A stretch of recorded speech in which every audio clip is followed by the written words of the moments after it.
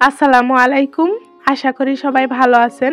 আজকে আমি আপনাদের দেখাবো কিভাবে একটি সুন্দর রুমালের ডিজাইন করা যায়। প্রথমে আমি একটি সাধারণ কাগজে ডিজাইনটা এঁকে নিয়েছি।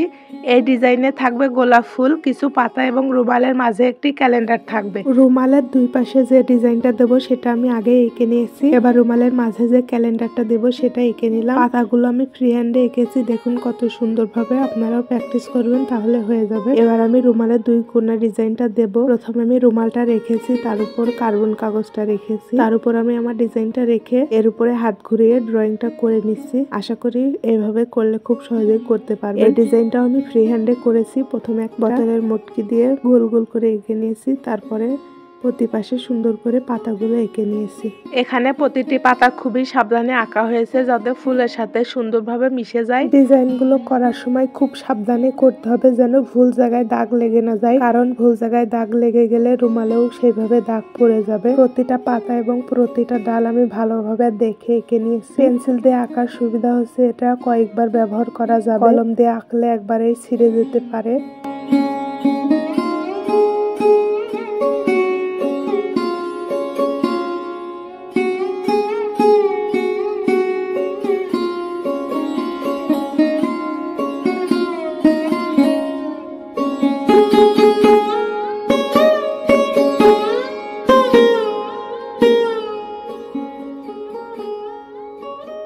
প্রথমটা করার পরে ডিজাইনটা একটু মুছে দেবেন, তাহলে পরের বার হাত ঘোরানোর সময় বোঝা যাবে যে কতটুকু আমি করেছি এবং কতটুকু করিনি। এভাবে করলে কোনো ডিজাইন বাদ পড়বে না, প্রতিটা অংশই হয়ে যাবে।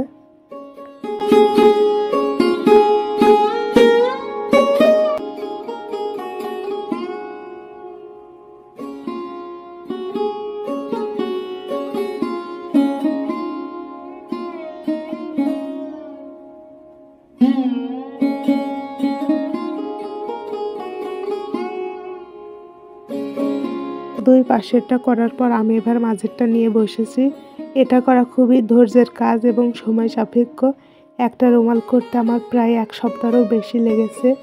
ডিজাইন করা, ডিজাইন আঁকানো, তারপর সেলাই করা, সবকিছু মিলিয়ে অনেক সময় লেগেছে আমার। এই ছিল আমার আজকের ভিডিও। যদি ভিডিওটা একটু ভালো লাগে তাহলে চ্যানেলটা সাবস্ক্রাইব করে পাশে থাকতে পারেন। পরের ভিডিওতে আমি সেলাইটা দেখিয়ে দেব। সেলাই করার পর রুমালটা অনেক সুন্দর হয়েছে, মাশাআল্লাহ। সবাই অনেক ভালো থাকবেন, সুস্থ থাকবেন। আল্লাহ হাফেজ।